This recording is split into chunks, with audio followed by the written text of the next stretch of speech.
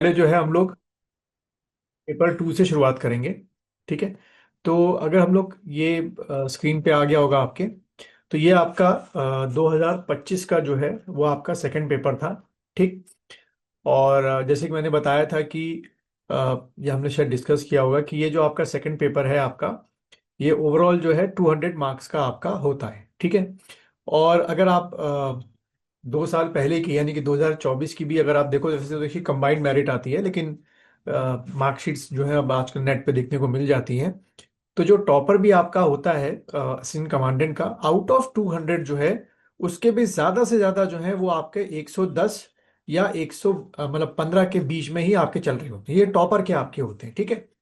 और नॉर्मल एक एवरेज अगर हम लेके चलें, तो आपका 200 में से जो मैंने देखा है जो एवरेज कैंडिडेट रिकमेंड होते हैं, वो लगभग आपका मान के चलना कि 80 प्लस में नंबर लेके आते हैं। 80 प्लस और 100 के बीच में उनका चल रहा होता है। ठीक है। तो इसका मतलब ये है कि सेकंड पेपर जो है वो अ, हमेशा जो है स्टूडेंट जो है थोड़ा सा इतना वेटेज उसका नहीं लेते हैं। और अगर लेते भी हैं तो जो हिंदी बेल्ट वाले हैं उसको कर नहीं पाते। वजह ये है कि ये जो क्वेश्चन नंबर 1 है आपका, इसमें ये शेयर हो रहा है ना आपकी स्क्रीन पे, तो आ रहा है ना ये जो मैं शेयर कर रहा हूँ। ये सब विजिबल है। तो क्वेश्चन नंबर 1 जो है आपका वो आपका इंग्लिश और हिंदी में है। ठीक है। और लेकिन ये है आपका 80 मार्क्स का। ठीक है। तो मैंने देखा है कि ज्यादातर जो आपके हिंदी बेल्ट के स्टूडेंट्स हैं इसको आपका हिंदी में लिख रहे होते हैं, और वही सबसे बड़ी गलती होती है, क्योंकि फिर वो मार्क्स मिलते नहीं है फिर। ठीक है। और फिर सेकंड क्वेश्चन जो है वो आपका जो इसके दो पार्ट हैं आपके, इसमें आपका फॉर एंड अगेंस्ट में आपके दे रहे होते हैं, तो फिर इसका भी एक ट्रिक है, एनालिटिकल तरीके से करनी होती है। फिर आपका जो ये है आपकी रिपोर्ट राइटिंग है। ठीक है। और फिर उसके बाद ये आपका जो नीचे है, मतलब इसी के दो पार्ट में लिखना होता है। ठीक है। तो अभी हम लोग एक एक करके सारी चीज क्वेश्चंस को धीरे धीरे करके उठाएंगे। ठीक है। अभी जो आज मैं डिस्कस कर रहा हूँ वो क्वेश्चन नंबर 1 के लिए डिस्कस कर रहा हूँ। जितना डिस्कस कर सकते हैं करेंगे, फिर उसमें आप मुझे लिख कर भेजोगे इसको। ठीक। तो जैसे कि क्वेश्चन नंबर 1 है, तो इसमें इंग्लिश में ही लिखना। हिंदी लिखा तो है कि भाई आप किसी भी लैंग्वेज में लिख सकते हैं, बट हमने इंग्लिश में ही लिखना है। और अगर आप देखो इसको गौर से, तो टोटल जो है आपके, जो ये छह आपके हैं, नहीं सॉरी, 1 2 3 4 5 टॉपिक जो है। ठीक है। 5 टॉपिक में से जो है वो आपको 4 टॉपिक करने हैं। अब ये टॉपिक अगर आप देखो तो हर टॉपिक आपको लगेगा, समझ में आएगा कि हर एक टॉपिक पर्टिकुलर किसी एक थीम को या एक सब्जेक्ट को लेके चल रहा है। जैसे कि अगर हम पहले वाला देखें, importance of cyber security in the world of digital information. ठीक है। तो ये साइंस एंड टेक्नोलॉजी जो है उससे ये लिया गया, हम मान के चलते हैं। ठीक। दूसरा आपका culture diplomacy and world peace को अगर हम लोग लेके चले, तो ये थोड़ा सा आप मान के चलो सोशल प्लस पॉलिटिकल प्लस आपका जो इंटरनेशनल जो रिलेशंस हैं उनको लेकर आपका बनाया गया है। इम्पैक्ट ऑफ क्लाइमेट चेंज जो है, तो ये इन्वायरमेंट को लेके आपका बनाया गया है। ठीक है। तो एक उनका कंफर्म है कि एक साइंस एंड टेक्नोलॉजी से हमेशा रहेगा, एक आपका इन्वायरमेंट से हमेशा रहेगा। ठीक है। एक आपका जो है पॉलिटिकल साइंस को लेकर हमेशा रहेगा। फिर women health and journey of, है ना, ये वाला जो टॉपिक है वो आपका सोशल जो आपके इश्यूज होते हैं उसको लेकर बनाया गया है। Thing of beauty is a joy for ever, ये ऐसा टॉपिक है जो फिलोसफिकल टॉपिक है थोड़ा सा। ठीक है। और फिर आपका cryptocurrency a threat to the world, ये भी आप कह सकते हो कि थोड़ा फाइनेंस प्लस आपका साइंस एंड टेक्नोलॉजी को लेकर बनाया गया है। तो कहने का मतलब ये है कि क्वेश्चन नंबर 1 जो कि पूरे 80 मार्क्स का है आपका, ये टॉपिक आपको सिर्फ और सिर्फ इसका सोर्स जो है वो आपके पूरे एक साल के जो लगातार न्यूज़पेपर में कोई एडिटोरियल जो आपके आते रहते हैं वही सोर्स है। इसके सिवा इसका कोई और सोर्स है नहीं कि वो बोले कि भाई कि पर्टिकुलर एक मैगजीन है उससे सारे टॉपिक आते हैं, नहीं, इम्पॉसिबल है। ठीक है। तो हम लोग आज जो है पहले क्वेश्चन नंबर 1 का एक टॉपिक ले लेते हैं, थोड़ा डिस्कस कर लेते हैं, फिर उसको लिख के मुझे भेजना। तो सबसे पहले हम लोग जो टॉपिक ले रहे हैं, ठीक है, तो मुझे उम्मीद है कि आपके उसमें आ गया होगा मेरे ख्याल से। ये शेयर हो गया ना, क्योंकि मुझे यहाँ से पता नहीं चल रहा है। Yes sir, yes sir. ठीक है। तो ये टॉपिक जो है आपका फ्री बीज जो है उसको लेकर आपका ये टॉपिक जो है आज न्यूज़पेपर में रहा, चाहे द हिंदू हो, इंडियन एक्सप्रेस हो, सभी में ये टॉपिक आया है। ठीक है। वजह इसकी ये रही आपकी कि अभी जो है आपका मुंबई में जो है आपका म्युनिसिपल कॉरपोरेशंस के जो है आपके इलेक्शंस जो है वो आपके होने हैं। ठीक है। और उसी के पहले जो है जो पॉलिटिकल पार्टीज हैं, उन्होंने जो है अलग अलग टाइप के जो है जो प्रोमिसेस हैं वो आपके करने शुरू करती हैं। ठीक है। फ्री बीज को हम लोग थोड़ा सा मैं शॉर्ट बता देता हूँ, फिर इसको मुझे लिख के भेजना। कि फ्री बीज का मीन्स ये हो गया कि by the authorities, specially by the government, जो रूलिंग पार्टी है आपकी, एक तो वो आपकी होती है। ठीक है। या तो आपकी जो उस समय की रूलिंग पार्टी है वो आपके फ्री बीज के क्या करते हैं, आपको फ्री बीज के जो स्कीम्स होते हैं वो प्रोवाइड कराते हैं, जैसे कि फ्री की बिजली, फ्री का पानी, है ना, क्लास 12 पास करने पर आपका साइकिल प्रोवाइड कराना, लैपटॉप्स प्रोवाइड कराना, या पाम टॉप प्रोवाइड करना जो कि यूपी में किया गया था। ठीक।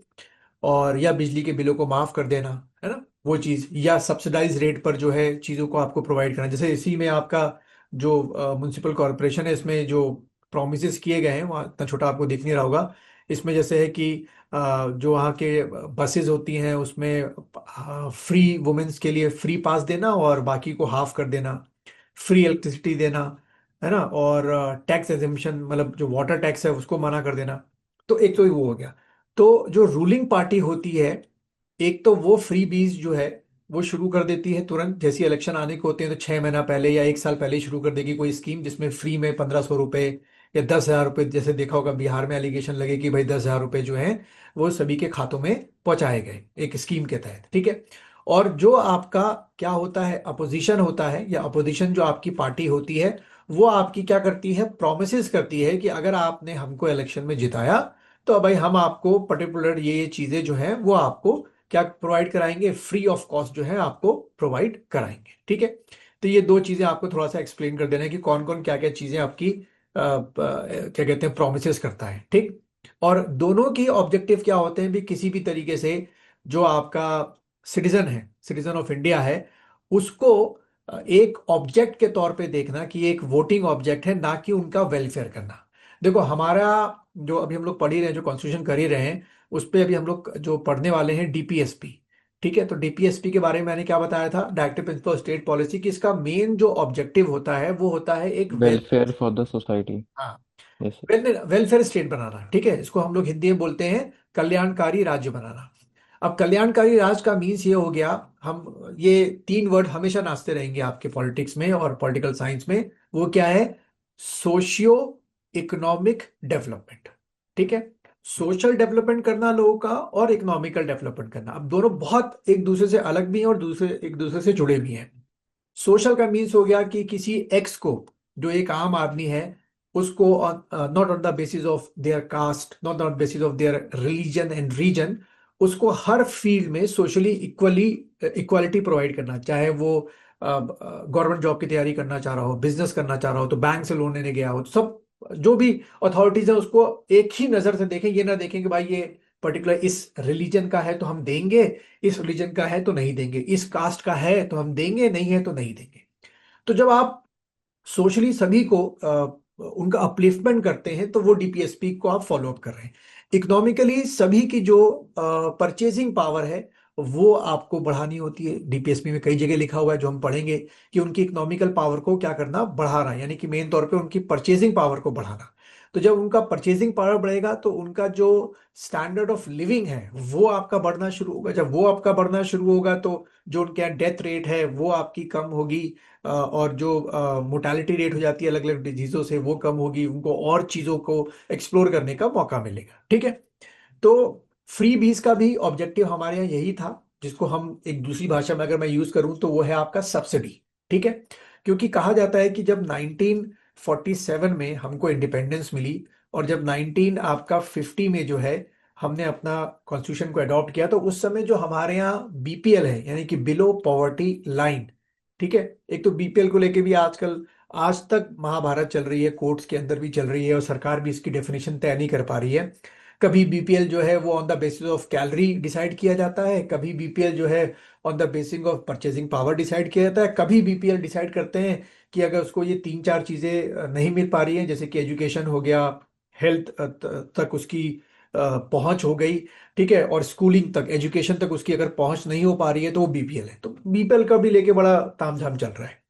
तो उस समय जो हमारे यहाँ 47 में हम जब आजाद हुए थे, तो हमारे यहाँ कहा जाता है कि बीपीएल जो थे, जो पैरामीटर रखे गए थे, उसके हिसाब से लगभग मोर देन 50% जो है बीपीएल हमारे यहाँ उस समय थे। तो सरकार ने इन इन लोगों को, जो बीपीएल की कैटेगरी के अंदर लोग थे, अगर मान के चले मोर देन 50%, जो कई जगह लिखा होता है, इनको अपलिफ्ट कैसे करोगे भाई? इनका सोशली अपलिफ्टमेंट करोगे और उनका इकोनॉमिकली अपलिफ्टमेंट करोगे, तभी ये बीपीएल से बाहर आएंगे, ठीक है। और वो कैसे हो सकता है? वो ये हो सकता है कि इनको जो है आप क्या दें, आपकी जो सब्सिडीज होती हैं, हर जगह आप इसको सब्सिडीज दें, जो आज तक दी जाती है। अगर आप देखो तो एजुकेशन में सब्सिडी है, अगर आप देखो तो हॉस्पिटल यानी कि मेडिकल में आपकी सब्सिडी है, ट्रांसपोर्टेशन में भी आपकी सब्सिडी है। आप बोलोगे वो कहाँ से मिलती है? सिंपल है, गवर्नमेंट हॉस्पिटल हैं आपके, गवर्नमेंट स्कूल्स हैं, गवर्नमेंट कॉलेजेस हैं। अब वो बात अलग है कि if you are comparing with them with the private sector, तो वो एक अलग चीज आ जाती है, ठीक है। और ये आपको पता है कि हमारे यहाँ ये कब आया था? एलपीजी, लिबरलाइजेशन, प्राइवेटाइजेशन और ग्लोबलाइजेशन का कॉन्सेप्ट कब आया था? कुछ अंदाजा? क्योंकि उसके बाद से ही प्राइवेट सेक्टर ने इन सभी चीजों में उनका जो इंटरफेरेंस है वो बढ़ गया है। एलपीजी का कॉन्सेप्ट जो है वो हमारे यहाँ कब आया था कि हर चीज में प्राइवेटाइजेशन कर दो, ठीक है, लिबरल पॉलिसी को अपनाओ, और ग्लोबलाइजेशन का मीन्स बाहर की कंपनियों को मार्केट जो है उनके लिए आप ओपन कर दो। और आज आप देखो, अ, आपको हर एक फील्ड में जो है लगभग लगभग बाहर की ही कंपनी या प्राइवेट सेक्टर ही मिलेगा। इंडियन जो सॉरी गवर्नमेंट जो सर्विसेज है वो लगभग लगभग खत्म हो गई है, ठीक है। तो कभी अगर एग्जाम में आए तो आपने टिक करके आना है 1991, ठीक है। सब मनमोहन सिंह जी लेकर है। हाँ, मनमोहन सिंह आप जो थे उस समय आपके फाइनेंस मिनिस्टर थे, और पीवी नरसिम्हा राव जो थे वो हमारे प्राइम मिनिस्टर थे, ठीक है। तो वो ये कॉन्सेप्ट लेके आए, और आज के दौर में लगभग लगभग 90% चीजें जो हैं वो प्राइवेट चीजें आपको जो है वो सर्विसेज प्रोवाइड कर रहा है। सरकार ने लगभग लगभग हर जगह से अपने जो वो हैं, कह सकते हो कि सर्विसेज हैं, वो वापस विड्रॉ कर ली है। हाँ, अगर आप देखो तो ट्रांसपोर्टेशन में जैसे कि रेलवे हो गया, 90% अभी भी सरकार की रेलवे चलती है। और देखो उसका फायदा भी होता है, समझाने के लिए फटाफट बताता हूँ। यहाँ से आप दिल्ली से सॉरी देहरादून से दिल्ली का टिकट अगर आप देखो तो एक मसूरी एक्सप्रेस चलती है, उसमें जो टिकट है वो आपका मात्र 147 या 157 का आपका है, ठीक है। स्लीपर क्लास नहीं है, चेयर है आपका। वहीं पे अगर आप एक प्राइवेट बस को, जैसे वॉल्वो होती है, जो भी आप देखो तो उनका किराया जो है यहाँ से दिल्ली का 800-900 रुपए का है, क्योंकि प्राइवेट सेक्टर है, फिर उस हिसाब से आपको कंफर्ट भी दे रहे हैं। तो सरकार ने अभी भी कई चीजों को अपने पास रखा है, क्योंकि आज भी हमारे यहाँ जो है कई पॉपुलेशन, यानी कि बहुत अच्छी खासी पॉपुलेशन जो है वो इस काबिल नहीं है कि वो इतना पैसा नहीं कमाती है कि वो चीज़ों को क्या कर सके, अफोर्ड कर सके, यानी कि प्रॉपर एजुकेशन अफोर्ड कर सके, फूड अफोर्ड अफोर्ड कर सके, या ट्रांसपोर्टेशन अफोर्ड कर सके, या हेल्थ अफोर्ड कर सके। तो इन्हीं लोगों को सरकार जो है वो क्या प्रोवाइड करती है? हेल्थ भी दे रही है, एजुकेशन भी दे रही है, उसके बाद ट्रांसपोर्टेशन भी दे रही है ना। और जो आपके प्राइस कंट्रोल पॉलिसी होती है वो भी कई तक सरकार करती है। तो फ्री बीज से क्या हो रहा है कि सरकार शॉर्ट टर्म के लिए लोगों से वोट तो ले रही है, लेकिन फ्री बीज का जो बर्डन है, ठीक है, फिर ये आपने उसमें लिखोगे कि फ्री बीज का जो बर्डन है वो किस पे पड़ता है आपका? एक वर्ड आपने सुना होगा, फिजिकल डेफिशिट, ठीक है। फिजिकल डेफिशिट का मीन्स क्या हुआ? Any idea? अखबारों में पढ़ा होगा, हर एक स्टेट गवर्नमेंट का। कमी। सर कमी होना। हाँ, फिजिकल डेफिसिट मींस कि सरकार की जितनी अर्निंग नहीं हो रही है टैक्सेस से, उससे ज्यादा सरकार जो है वो वेलफेयर स्कीम से, एक्सपेंस कर रही। हाँ, एक्सपेंड कर रही है, या उससे ज्यादा जो है सरकार सब्सिडी दे रही है, और जो हमारे यहाँ हो रहा है। तो सरकार पहले इतनी सब्सिडी दे रही है, ऊपर जब ये फ्री बीज का प्रॉमिस करना होता है सरकार को, जो भी रूलिंग पार्टी जीत के आती है, वो और ज्यादा उनका जो फिजिकल डेफिसिट है बढ़ता जाता है। यानी कि अगर मान लो उनकी 10 रुपए कमाई हो रही है टैक्सेस के थ्रू, तो उनका खर्चा पहले अगर 100 रुपए था, पहले से 90 रुपए का आपका फिजिकल डेफिसिट चल रहा है। फ्री बीस लोगों को प्रॉमिस तो उन्होंने कर दिया कि हर महीने हम महिलाओं को 1500 रुपए देंगे, जो अनएम्प्लॉयड यूथ होगा उनको 2500 रुपए देंगे, जो ग्रेजुएट होंगे, जब तक कि वो 30 साल के नहीं हो जाते। तो ये जो खर्चा होता है ये सीधा आपका 1000 रुपये पहुंच जाता है। तो यानी कि अब की बार जो है 990 रुपए का जो है फिजिकल डेफिसिट जो है वो हर एक स्टेट गवर्नमेंट का देखने को मिलता है। अब ये 990 रुपए आते कहाँ से? या तो इसको सेंट्रल गवर्नमेंट फुलफिल करेगी, या तो वहां से आ रहे होते हैं ये पैसे जो कमी हो रही होती है, या तो आपका जो वर्ल्ड बैंक हो गया, या एशियन डेवलपमेंट बैंक हो गया, ठीक है, या कोई पर्टिकुलर कंट्री हो गई, वो इन स्टेट गवर्नमेंट को क्या देती हैं? आपके जो लोन्स हैं वो प्रोवाइड कराती हैं।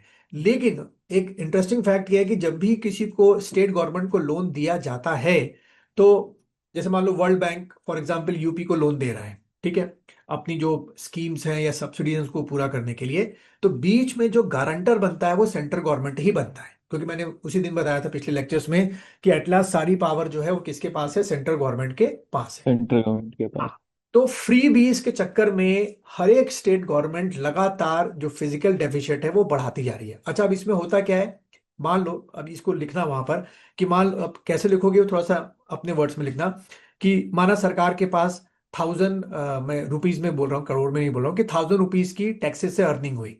अब इसमें क्या हुआ कि इन्होंने जो स्टेट गवर्नमेंट ने लोन दे रखा था उसी का इंटरेस्ट चुकाने में आपका 400 रुपये चला गया। ठीक है भाई, चलो क्या कर सकते हैं, बचा 600 रुपये। 600 रुपये में देखा कि 400 रुपये जो उन्होंने और जो फ्री बीस के अनाउंसमेंट कर रखे थे पिछले इलेक्शन में कि ये फ्री बी देंगे, तो उसमें चला गया। ठीक है, तो बचा क्या इनके पास, 200 रुपये। ठीक। अब इस 200 रुपये में मानो 100 रुपये जो है स्टेट गवर्नमेंट के जो एम्प्लॉयज होते हैं उनकी तनख्वाह चली गई, आपकी पेंशन चली गई आपकी।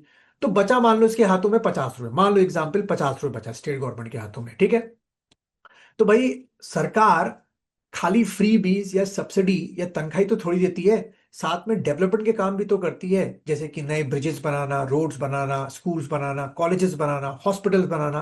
तो उसके लिए तो पैसा ही नहीं रखा आपने, क्यों?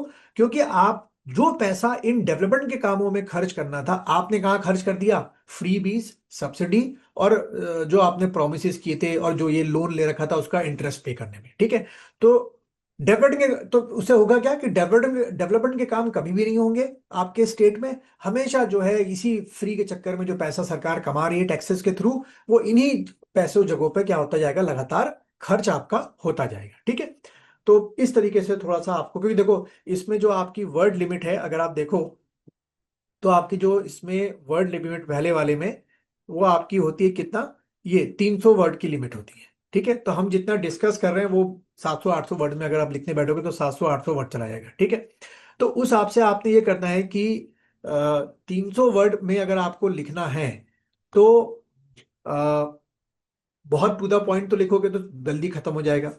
300 वर्ड में अगर लिखना है तो अपना जो भी इसका जो टॉपिक्स हैं, आपके 4 टॉपिक्स, कोशिश करना कि आपका 200 से लेकर 280 के बीच में खत्म हो जाए। हेलो, एक मिनट। हेलो, हाँ जी बोलिए। हाँ जी।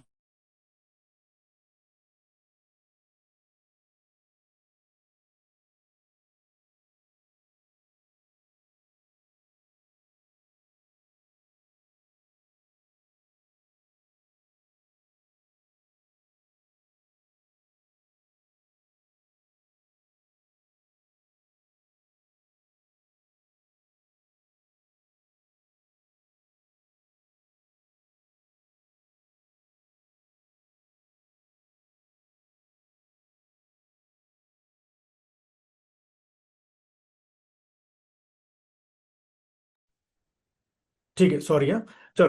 तो ये चीज जो है फिर वो आपको वहां पर जो है वो लिखनी है। ठीक है, तो इसको मुझे कोशिश करना है कि ये पूरी चीज जो है 200 या 280 वर्ड में जो है समअप करके मुझे एक बार लिख के भेजना। ठीक है, पढ़ना हो जाएगा इसमें जो है फ्री बीज के बारे में, कि ओके सर, ओके। इसमें कि ये एक हमारे जो फ्री बीज है, ये हमारी कंट्री के लिए एक बेनेडिक्शन है कि मैलेडिक्शन, मतलब कि एक आशीर्वाद के तौर पे हम इसे देखें, या एक देखें क्या, एक तरीके का श्राप हो गया भाई हमारे हमारी कंट्री के ऊपर, कि लगातार इसको जो पॉलिटिशियंस है उसको यूज ही करते जा रहे हैं। कोई अब एक अगर प्रॉमिस करता है तो दूसरा, अगर एक ने 10,000 प्रॉमिस किया, देखा होगा बिहार में, उन्होंने अगर 10,000 प्रॉमिस किया तो बिहार में जो अपोजिशन पार्टी थी, जो ये यश क्या तेजस्वी यादव है, इनकी पार्टी थी, इन्होंने बोला कि हम आपको 15,000 रुपये दे देंगे।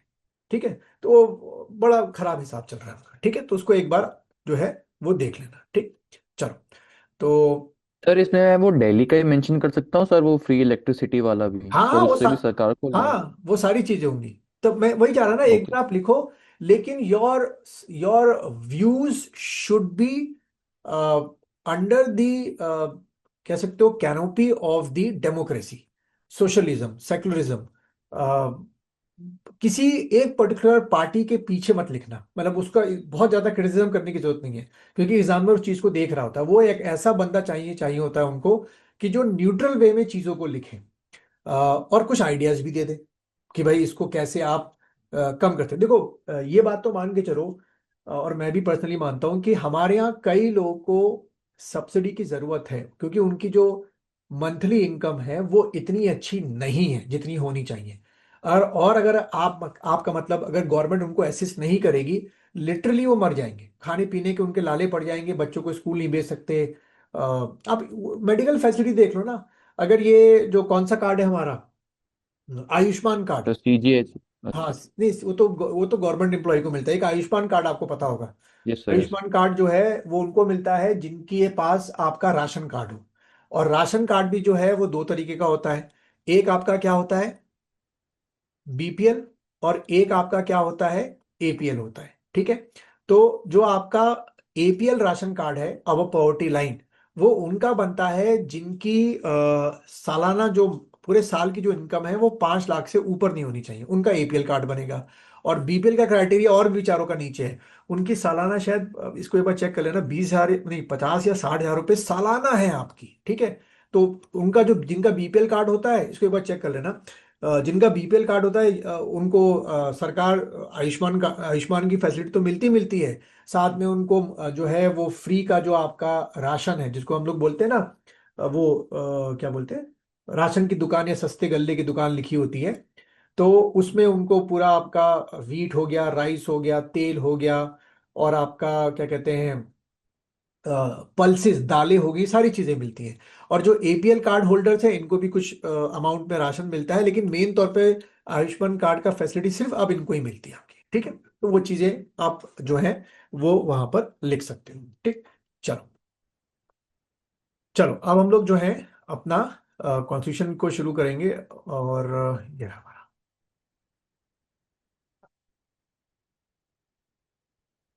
चलिए, तो कॉन्स्टिट्यूशन में जो है हमने आज से जो है वो अपना फंडामेंटल राइट्स जो है वो हमने आज से शुरू करना था। ठीक है।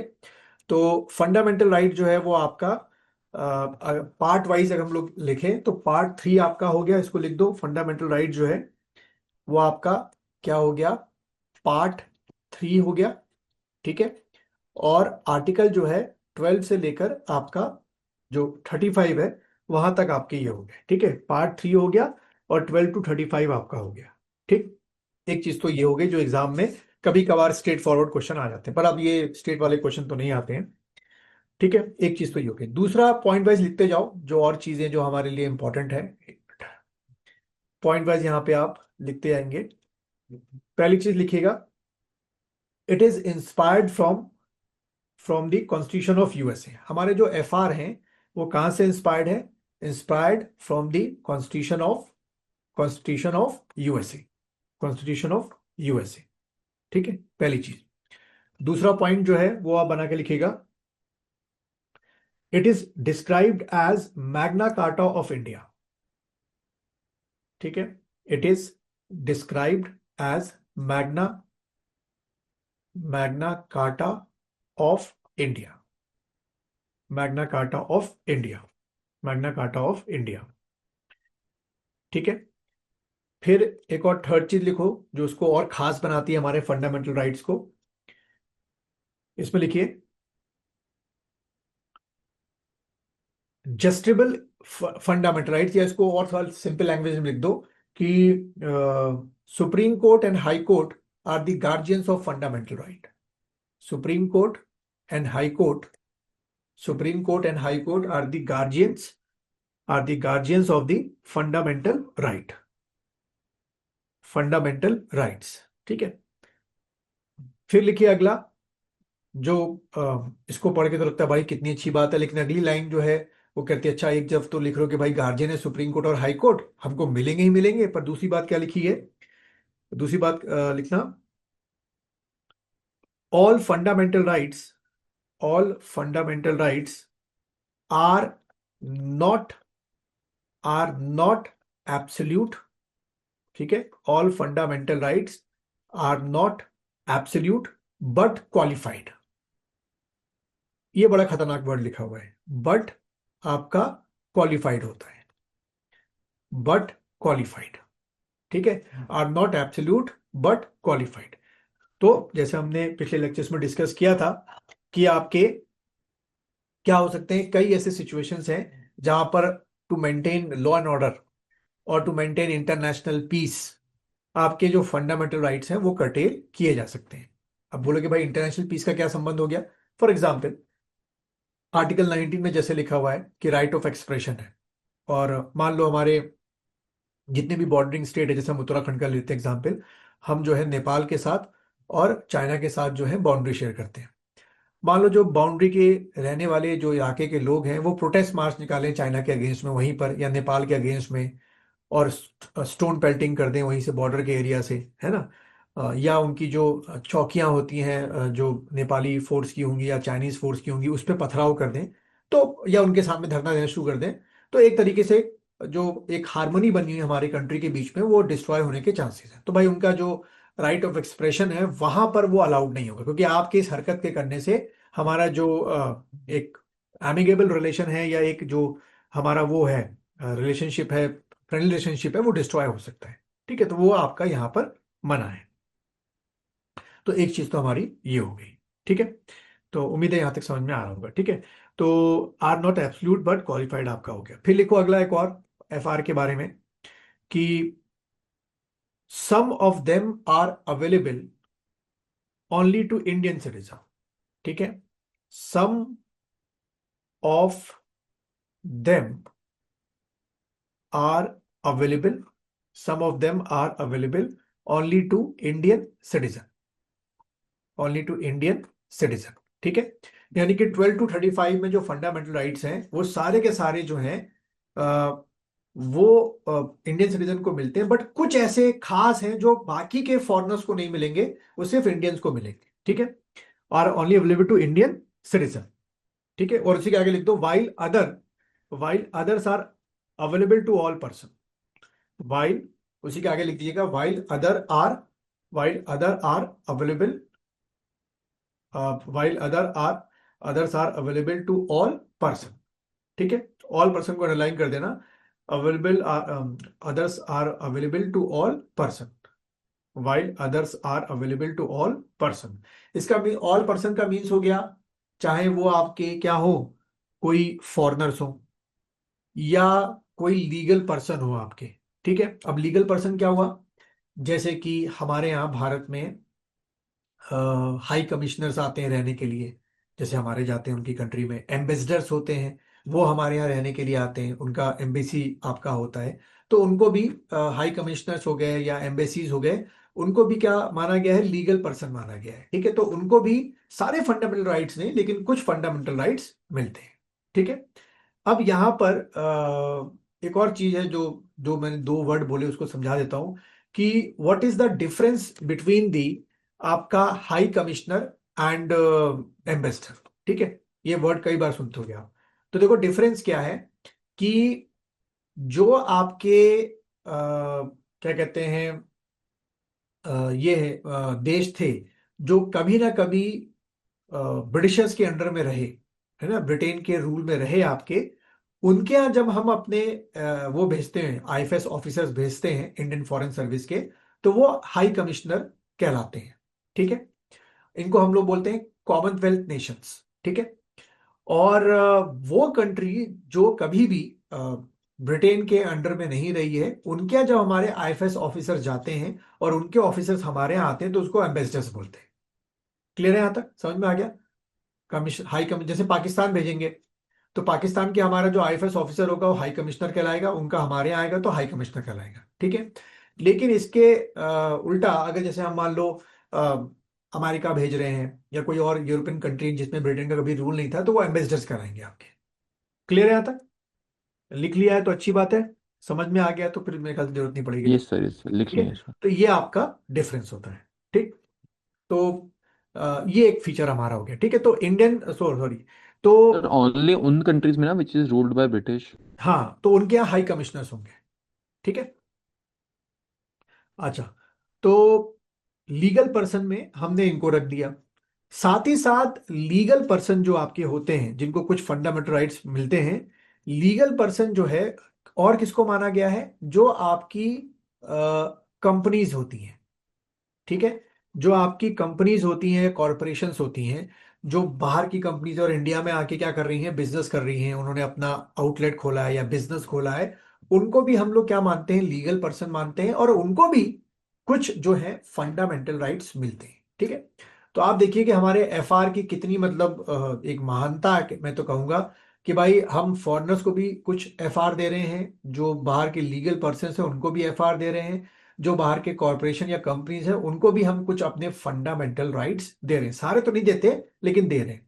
जैसे अभी हम लोग पढ़ना शुरू करेंगे, जैसे आपका आर्टिकल 14 जिससे हम लोग को शुरुआत करनी है, राइट ऑफ ये इक्वालिटी बिफोर लॉ, ये सबको मिलती है, चाहे आप इंडियन सिटीजन हो, फॉरेनर हो, लीगल पर्सन हो, है ना, या कोई कंपनी या कॉरपोरेशन हो। और इसका सबसे अच्छा एग्जाम्पल, या इवन आप दुश्मन को पकड़ लो तब भी, जैसे कि वो कसाब जो था, जिसको हमने पकड़ा था, ट्वेंटी है ना, सिक्स उसको बाकायदा उसको हजारों लोगों ने गोली मारते देखा, कि मोर देन शायद 50 या 60 लोग के ऊपर उसने बेचारे निहत्थे लोगों को गोली मारी।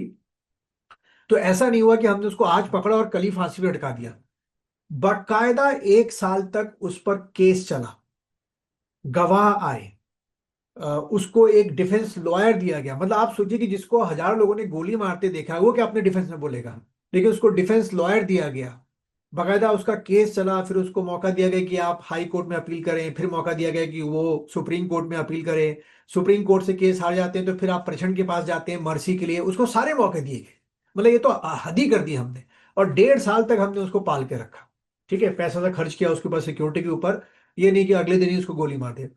यही हमारे देश की महानता है कि हम एक एक डेमोक्रेटिक कंट्री हैं, एक सिविलाइज्ड कंट्री है, ठीक है भाई। हमारी जो आर्म फोर्सेस हैं और जो हमारी पैरामिलिट्री फोर्सेस हैं, क्यों उनको बोलते हैं कि बहुत प्रोफेशनल है, क्योंकि सिविलाइज तरीके से हम लोग काम करते हैं। हम लोग ये नहीं कि बस जैसा हुआ वैसा हुआ, मतलब जैसे अफगानिस्तान या इनके आपने फोर्सेस को देखा होगा या पाकिस्तानी फोर्सेस को देखा होगा, ठीक है।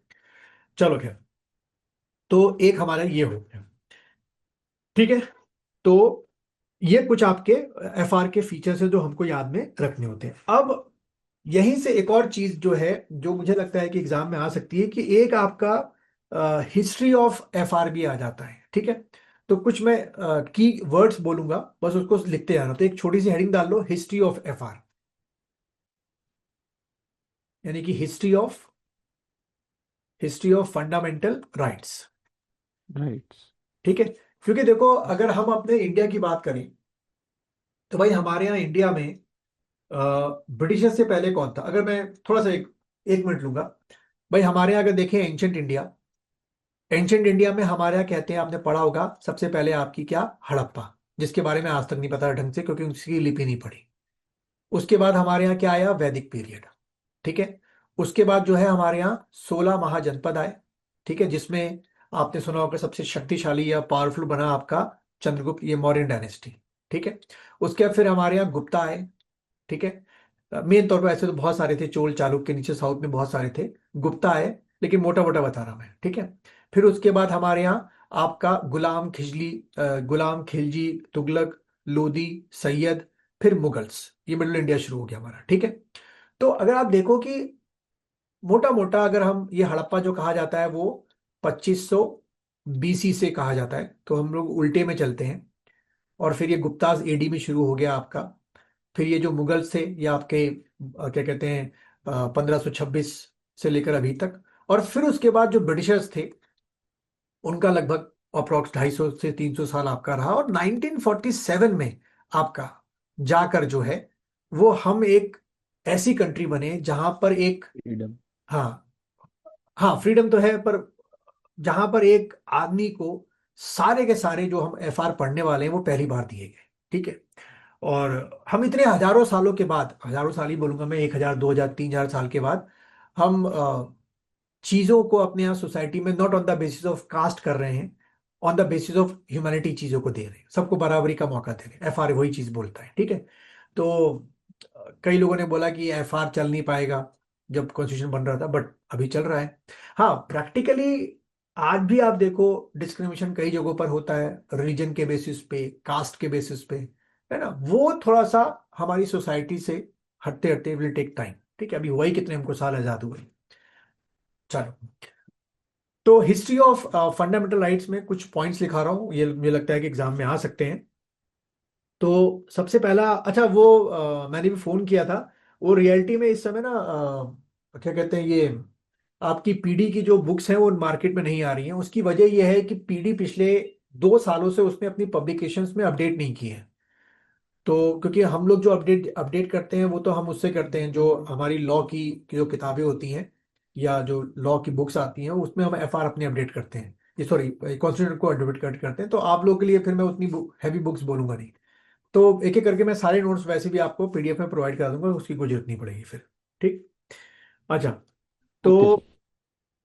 आपका क्या कहते हैं, हिस्ट्री जो है थोड़ा सा इसमें लिखो। सबसे पहला एक डेट लिखना, 12/15, 12/15, और इसके आगे डैश करके आपका लिख दो Magna carta, Magna Magna carta, और इसके आगे लिख दो एक शॉर्ट करके ब्रिटिश किंग जॉन। ठीक है, मैं पूरा टेक्स्ट नहीं लिखा रहा हूँ, बस कीवर्ड लिखा रहा हूँ, समझा दूंगा तो याद रहेगा। ब्रिटिश किंग आपका जो जॉन है, उनका नाम लिख दो, ब्रिटिश किंग जॉन। ठीक है, ब्रिटिश किंग जॉन। तो जो अ, आपका क्लेम किया जाता है कि ब्रिटेन ऐसा पहला कंट्री थी जिसने पहली बार 1215 में आपका एक मैग्ना कार्टा लेके आया ऑन आपका एफआर, ऑन फंडामेंटल राइट्स, जिसमें जो आज के हमारे एफआर हैं, जो इंडिया के हमारे हम पढ़ने वाले हैं, वो तो सारे के सारे तो नहीं, पर उसमें से कह सकते हो 40 to 50% चीजें जो है वहां ब्रिटेन के लोगों को दी गई। तो इसमें जो सबसे पहली बार अगर आया कोई एफआर को लेके तो वो ब्रिटेन आया। ठीक है, तो ये क्वेश्चन घुमा के बन सकता है कि इनमें से पहली बार किस कंट्री ने जो है वो एफआर इंट्रोड्यूस किया था, तो आपने ब्रिटेन टिक करके आना है। ठीक है, फिर सेकंड आपका लिखना 1689, 1689 बिल ऑफ राइट्स। ठीक है, 1689 bill of rights, bill of rights. फिर उसके आगे लिख दो ब्रिटेन, ब्रिटेन, यानी कि फिर से कह सकते हो कि 200-300 सालों बाद फिर से ब्रिटेन ने और थोड़े फंडामेंटल राइट्स को एलैबोरेट किया, और बिल ऑफ राइट्स में अपने सिटीजन को और ज्यादा क्या दिए, फंडामेंटल राइट्स दिए। ठीक है, लेकिन ध्यान रखना, ये जो हम राइट्स पढ़ रहे हैं, इससे बहुत ज्यादा राइट्स आज हमें मिल रहे हैं। जो आज हमारा भारत है उसमें जो 12 से 35 के बीच में फंडामेंटल राइट्स हैं, और फिर आप लोग को लीगल राइट्स भी मिलते हैं। लेकिन मैंने बोला ना कि हमारे यहाँ ना तो मतलब कह सकते हो मोटा मोटा 70-80% को, मैं तो शायद 90 बोलूं, लेकिन 70-80% पॉपुलेशन को ना तो अपने एफआर के बारे में पता है, क्या उनके फंडामेंटल राइट्स है, और ना तो उनको अपनी लीगल राइट्स के बारे में पता है। ठीक है, और जिसको पता है फिर वो चीजों को बताता नहीं लोगों को। खैर, तो दूसरा ये एग्जाम में आ सकता है कि भाई बिल ऑफ राइट्स कौन लेके आया था या कहां पर आया था, ब्रिटेन में, और कब आया था, 1689 में आपका आया था। फिर अगला लिखिएगा थर्ड आपका 1789। ठीक है, 1789, इसमें आगे लिखो the declaration of right of man and citizen. ठीक है, the declaration, the declaration of rights. ठीक है, the declaration of rights of man and citizen, man and citizen, man and citizen, ये आया था आपका फ्रांस में। ठीक है, ये आपका आया कहां पर, फ्रांस में। उसके बाद अगला लिखो फोर्थ आपका 1791, 1791 बिल ऑफ राइट्स। ठीक है, bill of rights, bill of rights, ये लिखो आप America, USA, bill of rights आपका अमेरिका, आपका अमेरिका। ठीक है, फिर उसके बाद अगला लिखिए 1895, 1895। ठीक है, इसमें लिखिए Indians demanded the fundamental rights. As usual हम किसे डिमांड करेंगे? ब्रिटिशर से। तो Indian demanded the fundamental rights. एक मिनट, अगला ईयर लिखो 19 आपका 1925। 1925 इसमें लिखिए एनी बेसेंट, ये नाम सुना होगा, आयरलैंड से आई थी भाई हमारे भारत में आपकी। Annie Besant, Annie Besant demanded the fundamental rights for Indian, demanded the fundamental rights for Indian. ठीक है, तो ये इंडिविजुअल क्वेश्चन आपका बन सकता है कि आपका जो एनी बेसेंट थी, उन्होंने क्या कहते हैं, इंडियंस के लिए फंडामेंटल राइट्स की डिमांड कब की थी? तो आपके 1925 जो है वो आपको टिक करके आना है। ठीक है, और किसके थ्रू की थी? तो लिख दो नीचे ब्रैकेट में या स्टार बना के, through Commonwealth of India bill. एक बिल लेकर आई थी, through common, through Commonwealth of India, of India bill. ठीक है, through Commonwealth of India bill, through Commonwealth of India bill. अब ये क्वेश्चन ऐसे भी पूछा जा सकता है आपके एग्जाम में कि कॉमनवेल्थ ऑफ इंडिया बिल इन चारों में से कौन लेकर आया था जिसमें फंडामेंटल राइट्स जो है वो ब्रिटिश के सामने ये बिल रखा गया था कि they demanded that person of fundamental rights to Indian. तो आपने एनी बेसेंट टिक करके आना है। ठीक है, फिर उसके बाद अगला ईयर लिखिए 1928। 1928 इसमें लिख लीजिए Motilal Nehru, Motilal Nehru, Motilal Nehru demanded fundamental rights, demanded fundamental rights through Nehru report. इन्होंने जो रिपोर्ट बना के पब्लिश की थी उसका नाम था आपका through Nehru report, through Nehru report, through Nehru report. ठीक है, तो ये इन्होंने 28 में जो है ये इन्होंने ये डिमांड की थी। ठीक है, फिर आपका लिखिए 1931। 1931 ठीक, इसमें लिखिए Gandhi ji demanded fundamental rights in second round table conference. थोड़ा सा इनका जो वे था मांगने का थोड़ा सा अलग था, वो हम बाद में डिस्कस करेंगे, बट मोटा मोटा जो है गांधी जी ने भी एक तरीके से फंडामेंटल राइट्स को डिमांड की थी। उसमें लिख दो 1931, उसके आगे लिख दीजिए Gandhi ji demanded FR, fundamental rights in second round table conference, second round table conference. ठीक है, ये सारे टॉपिक जो हैं गांधी जी के, नेहरू के, रिपोर्ट के, ये सब हमारे मॉडर्न इंडियन हिस्ट्री के, तो उनको हम लोग पढ़ेंगे उसमें।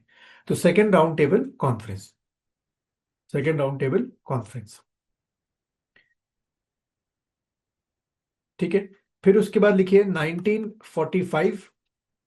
1945 इसमें लिखिएगा तेज बहादुर सप्रू, तेज या Tej Bahadur, Tej Bahadur Sapru, Tej Bahadur Sapru demanded fundamental rights, demanded fundamental rights. ठीक है, तो ये आप देख सकते हो कि कितनी लंबी जो एक लड़ाई है या डिमांड जो है फंडामेंटल राइट्स की, वो हमारे यहाँ जो है वो आपकी क्या रही है, शुरू से हमारे यहाँ रही है। ठीक है, और फिर इसको धीरे धीरे करके ब्रिटिशर्स ने जो है कुछ हमको बेसिक जो राइट्स जो है शुरू में दिए थे, थोड़े और भी बढ़ाए थे हमारे राइट्स, लेकिन वो राइट्स नहीं दिए जो आज हमारे पास हैं। ठीक है, तो ये एक दिमाग में रखना है। चलिए, अब हम लोग जो है आर्टिकल वाइज जो है वो एक एक करके फंडामेंटल राइट्स को करेंगे। 12 और 13 अभी मैं छोड़ रहा हूँ, उसको मैं बाद में समझाऊंगा। सीधे हम लोग जो है पहले जो फंडामेंटल राइट्स का जो क्लासिफिकेशन है उसको पढ़ लेते हैं, फिर उसके अकॉर्डिंग करेंगे। तो पहला पॉइंट जो है इसमें बना के लिखिएगा, लिखिए originally, originally the Indian constitution provide, originally the Indian constitution provide, the Indian constitution provide 7 fundamental rights. The Indian Constitution provide 7 fundamental rights. ठीक है, 7 फंडामेंटल राइट्स। अब वो क्या क्या है, क्योंकि ये भी मैच द फॉलोइंग में मैंने देखा एग्जाम में आता है आप लोग के, तो इसलिए पढ़ने जरूरी है इसको। सबसे पहला लिखो, राइट टू इक्वालिटी। ठीक है, सबसे पहला आपका हो गया राइट टू इक्वालिटी। ठीक है, ये आपका हो गया 14 से 18 तक, तो ये मैच द फॉलोइंग करने को आता है। फिर आपका दूसरा लिखेगा राइट टू फ्रीडम।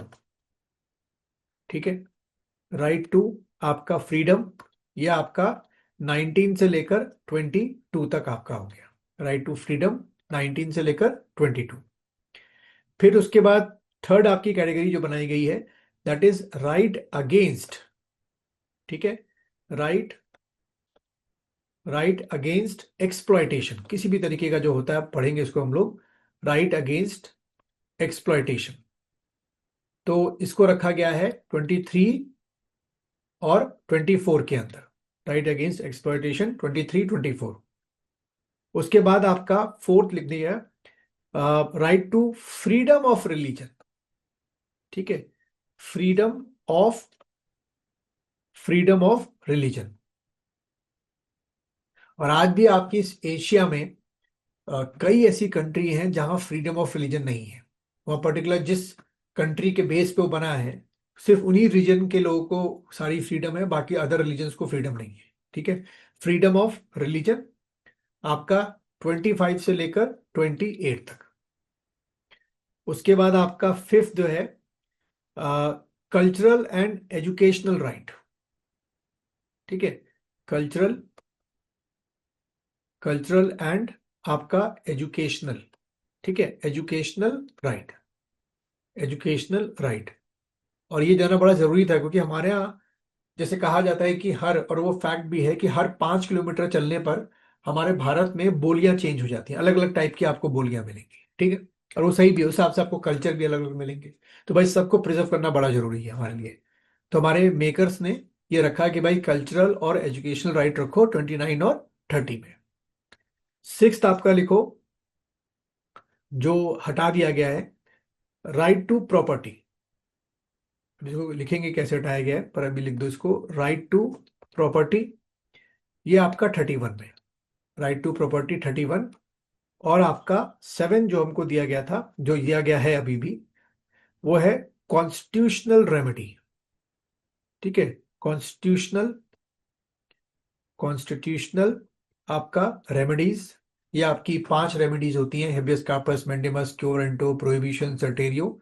इसके बारे में पढ़ेंगे हम लोग। तो ये हमको आम आदमी को दी गई है, that is come under the article आपका 32।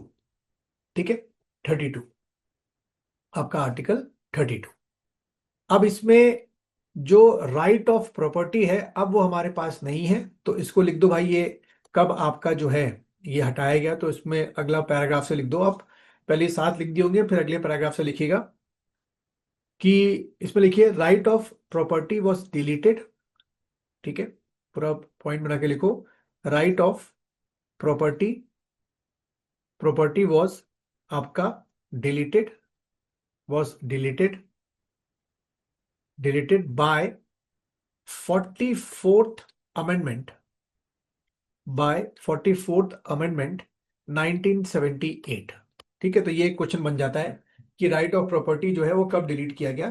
तो right of property deleted by 44th amendment by amendment 1978। 1978 में डिलीट कर दिया गया। ठीक है, अब जो है राइट ऑफ प्रॉपर्टी जो है वो हमारा लीगल राइट है। ठीक है, तो अगला पॉइंट बना के वहीं पे लिख दो, एक स्टार बना के, right of property, right of property becomes a legal right. ये अब हमारा क्या बन गया है, लीगल राइट बन गया है, becomes a legal right under the article 300A, under the article 300A। ठीक है, उसमें रख दिया गया है अंडर द आर्टिकल 300A। और फंडामेंटल राइट्स की जगह इसको राइट ऑफ लीगल राइट बनाने का सबसे बड़ा रीजन ये था कि गवर्नमेंट को, चाहे वो सेंट्रल गवर्नमेंट हो चाहे वो स्टेट गवर्नमेंट हो, कोई भी जो लैंड होती है, किसी की भी लैंड जो सिटीजन की होती है, अगर उसको कोई वेलफेयर का काम करना है, सोशल वेलफेयर। अब सोशल वेलफेयर क्या हो गया? पर्टिकुलर वहां से हाईवे निकाल रहा है, या फ्लाईओवर बनाना है, हॉस्पिटल बनाना है, स्कूल्स कॉलेजेस बनाने हैं, और पर्टिकुलर वो लैंड सरकार को रिक्वायर्ड है। तो राइट ऑफ प्रॉपर्टी में क्या था, बड़े पंगे होते थे कि लोग कोर्ट चले जाया करते थे कि भाई ये तो हमारा राइट ऑफ प्रॉपर्टी, हमारा एफआर है, हम नहीं दे रहे लैंड। ठीक है, और सुप्रीम कोर्ट, हाई कोर्ट, भाई तुम हमारे गार्जियन हो, हमें बचाओ। ठीक है, तो मामला बड़ा अटक जाया करता था। तो for the sake of welfare of the society, if the government required any person's land, वो अब लीगल बन चुका है। तो वो वेलफेयर, सोसाइटी का वेलफेयर करने के लिए जो गवर्नमेंट है वो किसी भी पर्सन की लैंड को एक्वायर्ड कर सकती है, पहली चीज। तो जो पर्सन है वो मना नहीं कर सकता। ठीक है। दूसरा चीज ये है कि जब भी आपकी गवर्नमेंट, चाहे वो सेंटर की हो, स्टेट की हो, लैंड का एक्विजिशन करेगी, एक्वायर्ड करेगी, तो उसको कंपनसेशन दिया जाएगा। लेकिन यहाँ पे ट्रिकी चीज ये है कि कंपनसेशन जो होगा वो जो वहां की तहसील का जो गवर्नमेंट रेट होगा उसके अकॉर्डिंग होगा, ना कि मार्केट वैल्यू के अकॉर्डिंग। जैसे कि देहरादून में ही है कि अगर हम घंटाघर के आसपास देखें, तो अगर मान लीजिए वहां की जो तहसील रेट है, अगर मान लीजिए 2 लाख रुपए या 3 लाख रुपए गज है फॉर एग्जाम्पल, तो मार्केट वैल्यू जो है उसकी वो 15-20 लाख रुपए गज है। तो जो पैसा मिलेगा अगर कोई एक्वायर्ड करेगा घंटाघर के आसपास, गवर्नमेंट किसी की दुकान या किसी का घर करेगी, तो उसे वो 2 लाख रुपए या जो भी 3 लाख रुपए गज का हिसाब होगा वो दिया जाएगा, ना कि मार्केट रेट का 15 लाख रुपए या 20 लाख रुपए गज के हिसाब से। तो मार्केट रेट हो तो कितना भी हाई चला जाएगा जो मांगे वहां पे।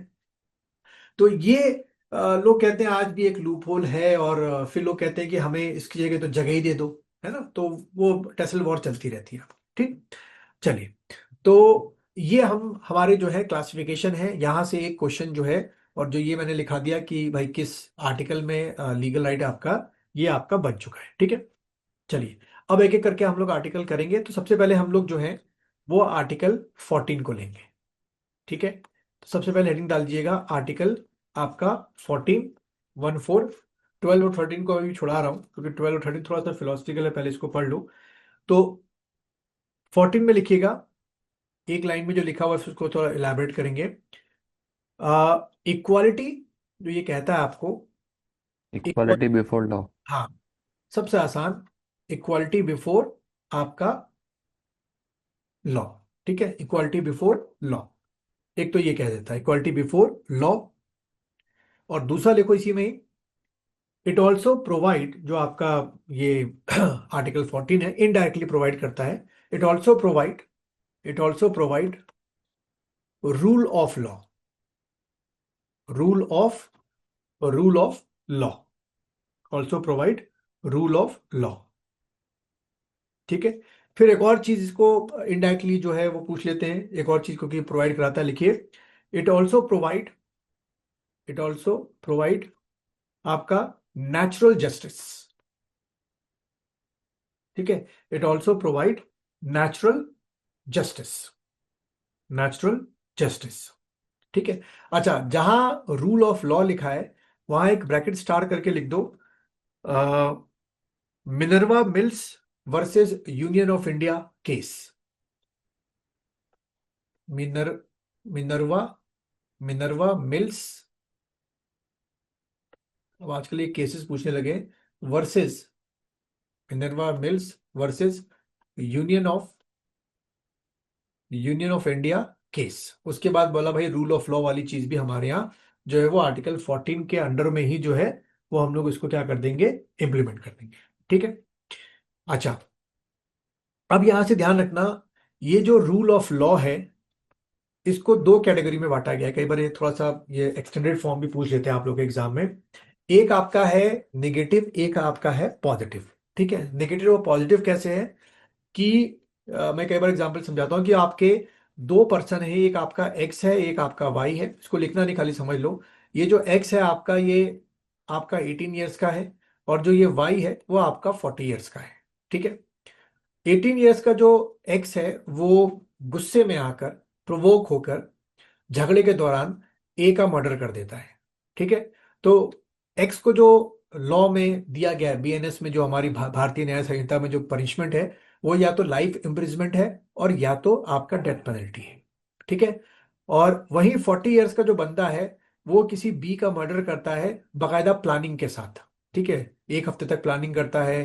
फिर उसके बाद मारने के बाद मान लीजिए उसकी बॉडी को वो काटता है, डिस्पोज करने की कोशिश करता है, जलाने की कोशिश करता है, या गलाने की कोशिश करता है, तो उसको भी क्या मिलेगा? आपका डेथ पेनल्टी या आपका लाइफ इम्प्रिजमेंट। तो यहां पर लॉ जो है, इसलिए कहा गया है नेगेटिव सेंस में कि भाई वो 18 ईयर का जो लड़का था वो प्रोवोकेशन के बाद उसने जो है वो हत्या कर दी, गुस्से में आके हत्या कर दी, लेकिन पनिशमेंट उसको ऐसा नहीं कि 5 साल या 6 साल का मिलेगा।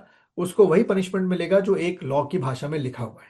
ठीक है, लॉ जो लॉ होता है या लॉ की जो प्रोसीडिंग होती है, they didn't bother about the emotions of a person. हमें लॉ कहता है कि हमें आपके इमोशन से कुछ मतलब नहीं है, कोई मतलब नहीं इमोशन से। जो कल्प्रिट है, चाहे वो मतलब एडल्ट एज में हो, कुछ भी हो, उसको पनिशमेंट मिलेगी, चाहे वो उसने प्रोवोकेशन में किया हो या जैसे भी किया हो। ठीक है। हाँ, इसमें एक केस अलग बन सकता है, वो क्या है? Self defence. कि सेल्फ डिफेंस में अगर किसी ने मारा है तो उसमें तो भाई वो सीधे सीधे बच भी सकता है, लेकिन वो सेल्फ डिफेंस प्रूव करना भी बड़ा टेढ़ी खीर होती है, इतना आसान नहीं होता है। ठीक है, क्योंकि सेल्फ, इंटेंशन का रहता है सर? हाँ, इंटेंशन का रहता है सर सेल्फ डिफेंस में कि? हाँ इंटेंशन भी रहती है, लेकिन जब आप केसेस पढ़ो तो उसमें चलता है पता कि भाई एक आदमी ने आपकी तरफ बंदूक की चलाई नहीं है और आपने उसके सर में डंडा मार दिया और वो मर गया। क्यों क्यों मार दिया भाई? हो सकता है कि आपको डरा रहा हो, लॉ ये कहता है। तो अब हम किस बात का वेट करेंगे? गोली चला दे वो। ठीक है। फिर जो आपने इंटेंशन बोला, किस इंटेंशन में था वो जिसने बंदूक आपकी तरफ की? हो सकता है कि आपको डराना ही आया हो गुस्से में, है ना? तो बहुत सारी ये है। तो सेल्फ डिफेंस जो है इतनी आसानी से नहीं मिलता है, कहने का मतलब ये है। और वही 40 ईयर्स का जो है उसको भी वही पनिशमेंट मिल रही है। तो ये एक एक आपका कह सकते हो कि दोनों ये जो एग्जाम्पल दिए नेगेटिव वे में आपका हो गया। पॉजिटिव वे में इसका कैसा है? यहाँ का ये वाला केस नहीं है कि एक बहुत अमीर आदमी ने अपनी क्या कहते हैं, गाड़ी से सड़क के किनारे सोने वालों को कुचल दिया। तो जब कुचल दिया, मर गए, तो भाई पनिशमेंट तो उसको वही मिलेगी जो एक नॉर्मल एक्टिवा में जा रहा हो आदमी, उसने भी किसी को कुचल दिया सड़क किनारे वाले, तो दोनों को पनिशमेंट एक जैसी ही मिलेगी। ठीक है। अब ये बुकिश लैंग्वेज है, हम इसमें प्रैक्टिकलिटी में नहीं जाएंगे, जो हम लोग अक्सर सुनते रहते हैं। ठीक है, उसमें नहीं जाना हमने, बस ये देखना है कि बस पॉजिटिव क्या हो गई भाई, दोनों चाहे अमीर हो गरीब हो, एक ही क्राइम किया हो, सजा एक जैसी मिलेगी। ठीक है। तो एक चीज तो हमारी ये होगी। तो यहाँ से 3 4 चीजें होती हैं जो एग्जाम में पूछ लेते हैं: before equality before law, rule of law, natural justice आपका हो गया, नेगेटिव और पॉजिटिव वाला ये हो गया। ठीक। अच्छा, अब ये जो इक्वालिटी बिफोर लॉ है इसके एक्सेप्शन भी है हमारे यहाँ। ठीक है। तो अगला छोटी सी हेडिंग डाल के लिख दो exceptions of equality before law, या खाली लिख दो एक्सेप्शंस, कि भाई इसके एक्सेप्शंस क्या है। ठीक है, शॉर्ट में लिखाऊंगा, समझा दूंगा बाकी चीजें। एक्सेप्शंस कि हर जगह इक्वालिटी ऑफ लॉ चलता नहीं है। तो एक्सेप्शंस क्या है?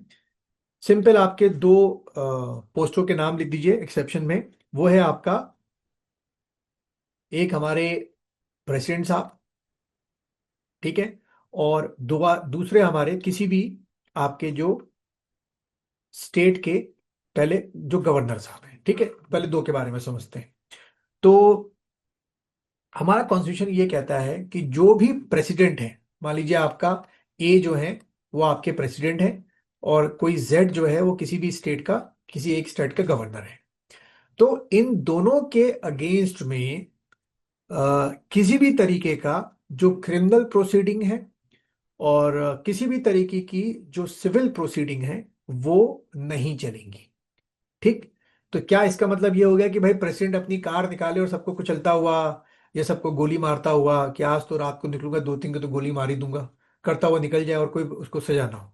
ना, इसमें यह कहा गया है, जो एक लैंग्वेज यूज की गई है, कि ये जो इम्यूनिटीज हैं कि इनके अगेंस्ट में क्रिमिनल और सिविल केसेस नहीं चलेंगे, ये जब तक होगा जब तक ये जो दोनों पर्सन है ए और जेड अपनी पोस्ट पर बैठे हुए हैं। जैसे ही अपनी पोस्ट से हटेंगे, इनमें ये जो प्रोसीडिंग्स हैं वो शुरू हो जाएंगी। ठीक है, लेकिन पोस्ट पे रहते रहते वो प्रोसीडिंग्स नहीं चलेंगी, क्योंकि हमारी जो कॉन्स्टिट्यूशन में उनको, उनकी इन पोस्ट को बहुत ज्यादा क्या माना गया है, बहुत ही सैक्रेड टाइप का माना गया है कि भाई इस पोस्ट पे रहकर कोई ऐसा पर्सन कभी गलती ऐसा करेगा नहीं। ठीक है।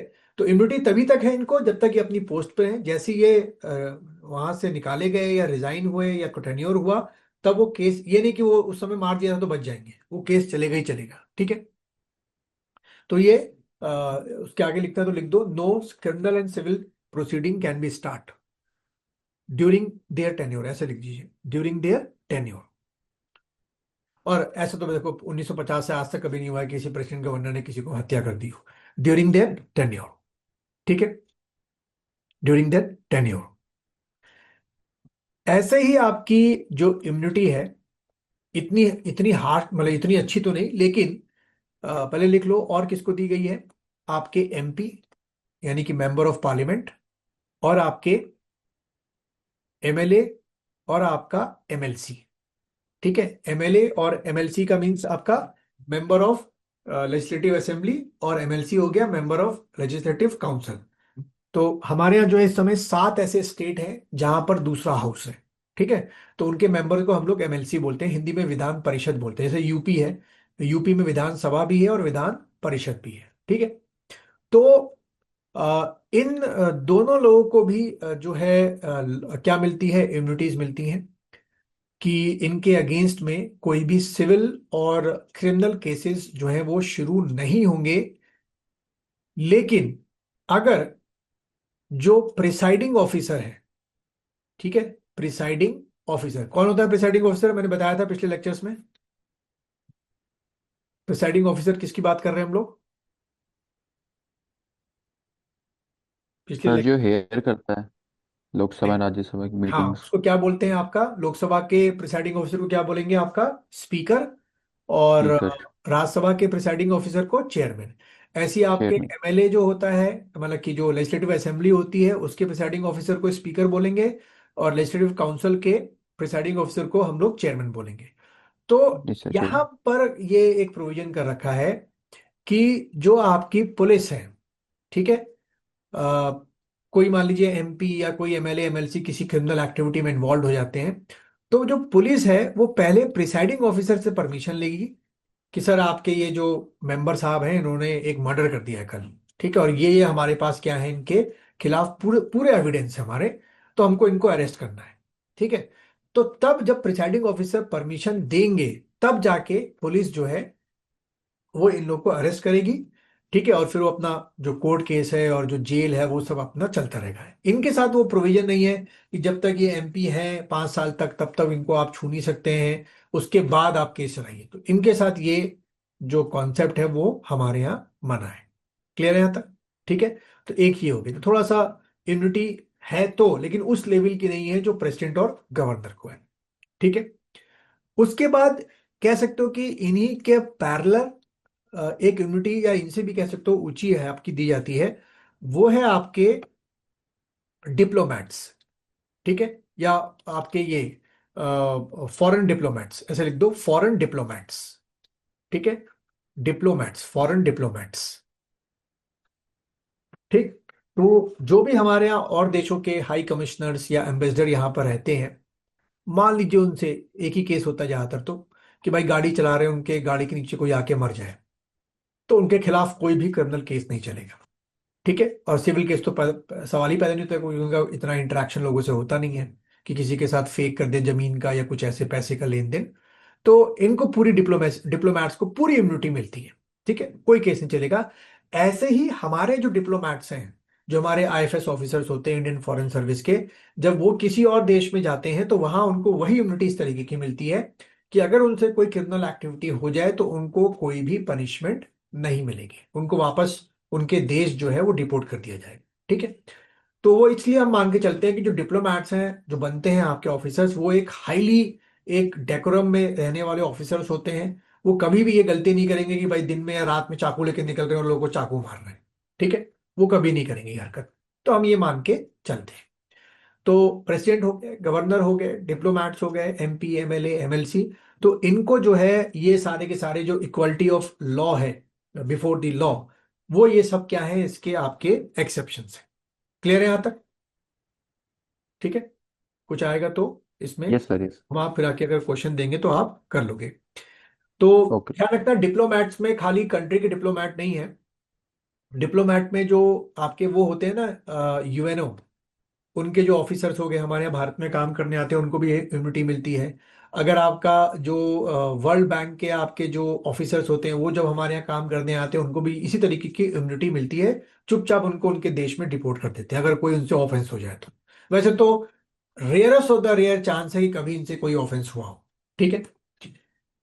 अच्छा, एक चीज हमारी ये हो गई, लेकिन सर यहाँ ओनली एमपी एंड एमएलएज में सब प्रिसाइडिंग ऑफिसर की परमिशन लेते हैं, नहीं, बाकी हाँ, इन सब में। हाँ, ओके इनमें सर, इन सब में नहीं। नहीं, इनमें नहीं है, इनमें नहीं। तो यही तो इम्यूनिटी दे रखी है इनको हमने डिप्लोमेट्स को, और ये प्रेसिडेंट तो गवर्नर जब तक है वो नहीं मिलेगा। ठीक है। अच्छा, इसमें ध्यान रखना कि ये केस इसलिए मैं डिस्कस कर रहा हूँ कि हुआ था कि आपके इटली के क्या कहते हैं मर्चेंट नेवी के ऑफिसर्स थे, और वो लोग जो हैं वो आपके जो हमारा क्या है, ये हमारा इंडियन ओशन है, ये हमारा श्रीलंका हो गया, उनका शिप जो है वो आपका अरेबियन सी से जो है वो होता हुआ टुवर्ड्स बे ऑफ बंगाल जा रहा था। और रास्ते में जो थे वो आपके हमारे इंडियन फिशरमैन थे, और इनको ये लगा कि वो लोग जो हैं वो पायरेट्स हैं। और इस शिप के कैप्टन और बाकी जो ऑफिसर थे उन्होंने ब्लाइंड फायरिंग कर दी थी, और उसमें लगभग हमारे 7 या 8 फिशरमैन जो हैं वो आपके उनके ऑन द स्पॉट जो है बोट में डेथ हो गई थी। तो तुरंत जो हमारी कौन होता है, कोस्ट गार्ड। ठीक है। जो कोस्ट गार्ड होता है, ध्यान रखना, कोस्ट गार्ड का भी वो फॉर्म आता है असिस्टेंट कमांडेंट का, साल में एक बार आता है। यहाँ भी सीधे एसी में भर्ती होती है ऐसे। ठीक है। इसके साथ इसका एग्जाम नहीं होता है, क्या कहते हैं, एसी वाले मतलब यूपीएससी के थ्रू एग्जाम नहीं होता है। उनका अपना अलग तरीके का एग्जाम होता है, लेकिन वो ही बहुत बेहतरीन जॉब है अगर आपको उधर का नीचे का जाने का है तो। ठीक है। और वही क्वालिफिकेशन मांग रखी, कोई अलग क्वालिफिकेशन नहीं है। तो कोस्ट गार्ड ने जब उनको अरेस्ट किया तो वो इंडियन सी के अंडर में थे, और उनके ऊपर बकायदा पूरा जो हमारे लॉज हैं, क्योंकि जब हमारी टेरिटरी के अंदर थे तो उनको कोई इम्यूनिटी नहीं दी गई, जबकि वहां की सरकार ने उनसे इम्यूनिटी मांगी हमारी सरकार से कि भाई इम्यूनिटी दी जाए इनको। हमने बोला किस बात की जाए, ना तो ये डिप्लोमेट्स हैं, ना तो कोई ऑफिशियल्स हैं, ना तो किसी इंटरनेशनल एजेंसी को बिलोंग करते हैं, ये तो मर्चेंट नेवी के वो हैं आपके चलाने वाले, हम किस खुशी में दे दें इनको इम्यूनिटी। तो बकायदा इन पे केरला में रहे, कभी 1 साल तक जेल में रहे, केस चलता रहा। फिर शायद कुछ गवर्नमेंट लेवल पे ऐसा हुआ कि इनको सीधा जो है यहाँ से डिपोर्ट कर दिया गया, कहाँ के लिए, इटली के लिए। कुछ कंपनसेशन शायद दिया गया था, बहुत इंटरनेशनल लेवल पे चला था ये मामला। ठीक है। तो एक एक्सेप्शन मैं बता रहा हूँ कि ऐसा भी हो जाता है। चलिए, तो ये हमारा सारा का सारा जो है वो आपका जो आर्टिकल 14 है उसकी ये आपकी गाथा है। ठीक है। तो इसमें से क्वेश्चन जैसे ही बनेंगे आप आराम से कर लेंगे। अच्छा, अब आते हैं हम लोग अगला जो हमारा आर्टिकल है, ये बड़ा इंटरेस्टिंग आर्टिकल है, वो है आपका आर्टिकल 15। इसमें पहली लाइन में कुछ और लिखा हुआ है, फिर बाकी लगता रहे, ऐसा भी हो सकता है। तो 15 में लिखिए, एक लाइन में जो लिखा हुआ है आपका आर्टिकल 15 में, prohibition of discrimination, prohibition of discrimination on on certain grounds. ठीक है। On on certain on certain grounds, on certain grounds in public places, on certain grounds in public places। अब वो सर्टेन ग्राउंड्स क्या क्या है, नीचे एक एरो बना के लिख दो। आपका जैसे रिलीजन हो गया, ठीक है, पहला ग्राउंड हो गया, अभी समझा देता हूं मैं। Religion, race, comma caste, sex हो गया, और प्लेस ऑफ बर्थ हो गया। ठीक है। यानी कि ऐसे तो बहुत लंबा आप जाओगे, किताबों में लिखा है, मैं शॉर्ट करके बता रहा हूं जो एग्जाम के लिए इंपॉर्टेंट है।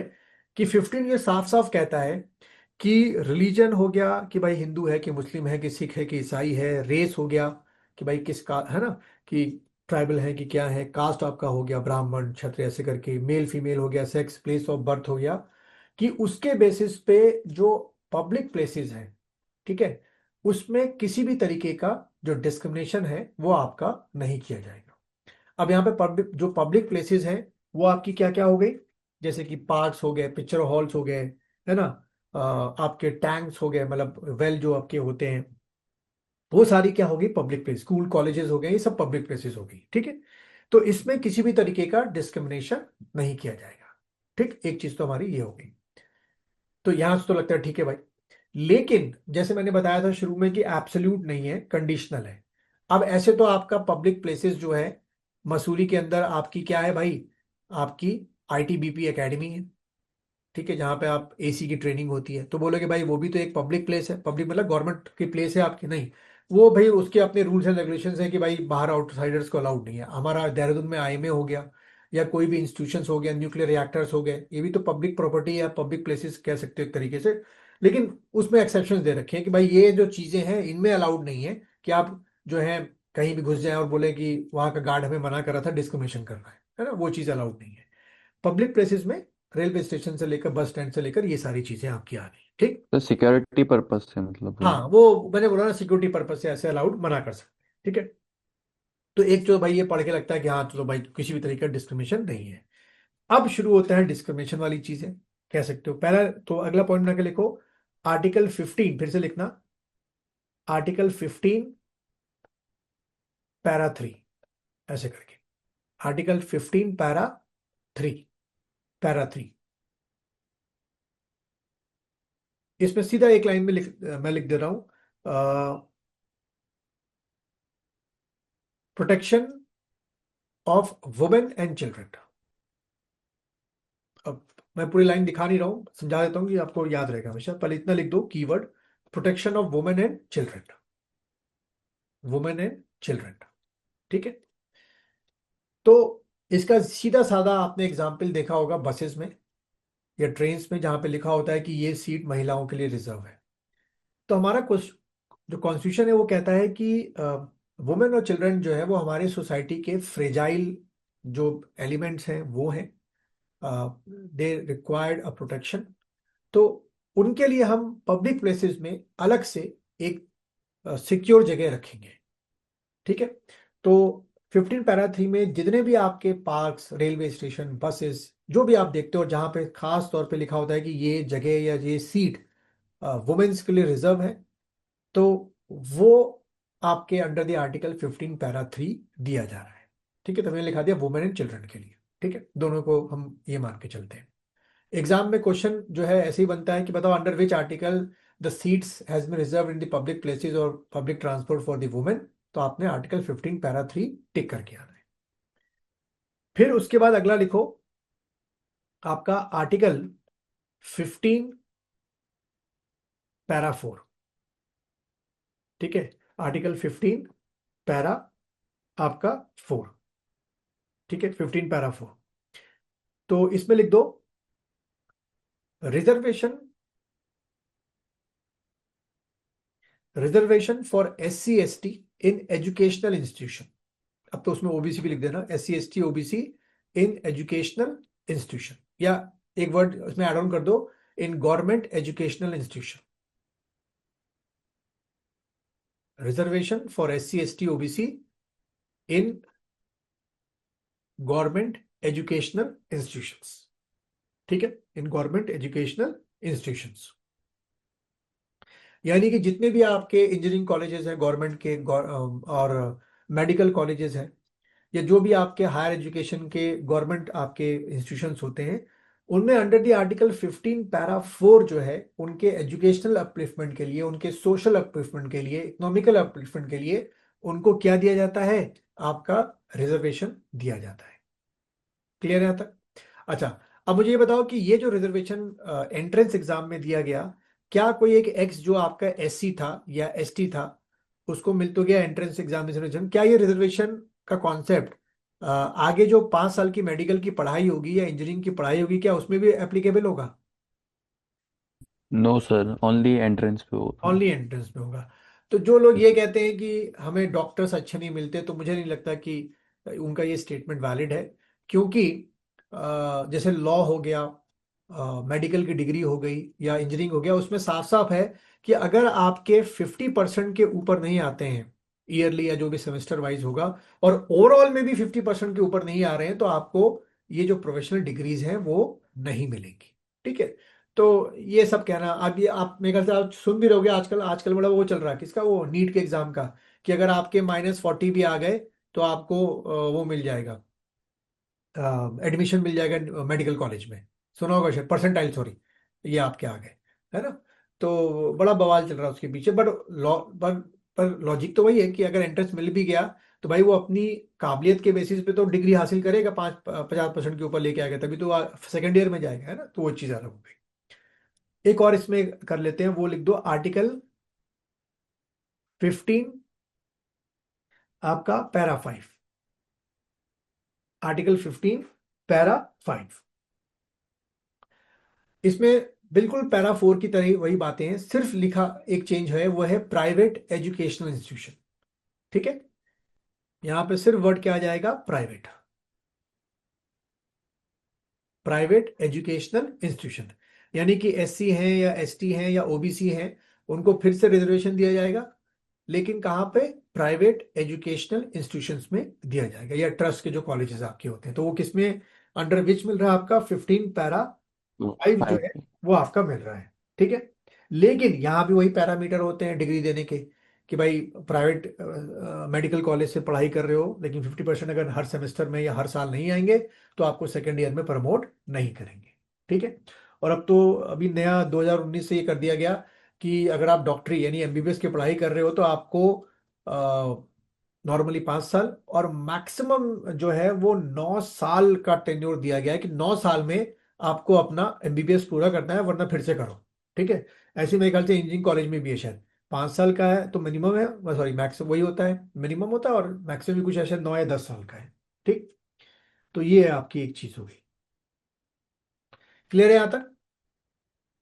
ठीक है, यस सर। तो ये हमारी होगी। ठीक है, चलो फिर आज के लिए हम लोग इतना ही रखते हैं, कल इसको करेंगे। और मुझे कोशिश करना कि कल दोपहर तक, मतलब मैं चेक भी कर लूंगा, फिर 2 बजे से पहले पहले कोशिश करना कि मुझे लिख कर ना व्हाट्सएप पर जो डॉक स्कैनर होता है ना, उससे करके पीडीएफ में कन्वर्ट करके मुझे भेज देना, कि मैं उसको एक बार पढ़ लूँ। Okay sir. ठीक है, सर चलो। मुझे सर मतलब स्टार्टिंग क्या इंट्रोडक्शन देके वैसे ही करना है ना सर, ऐसे ही की? हाँ, मैं एक बार पहले देख लूँ ना कैसे लिख रहे हो, फिर मैं डिस्कस करेंगे कि कैसे उसको और अच्छी तरीके से वो कर सकते हैं हम लोग, ओके प्योरीफाई कर सर। सकते सर हैं, है ना। फ्रीबीज के ऊपर ना? फ्रीबीज के ऊपर। ठीक है, ओके सर। ओके ठीक। ओके।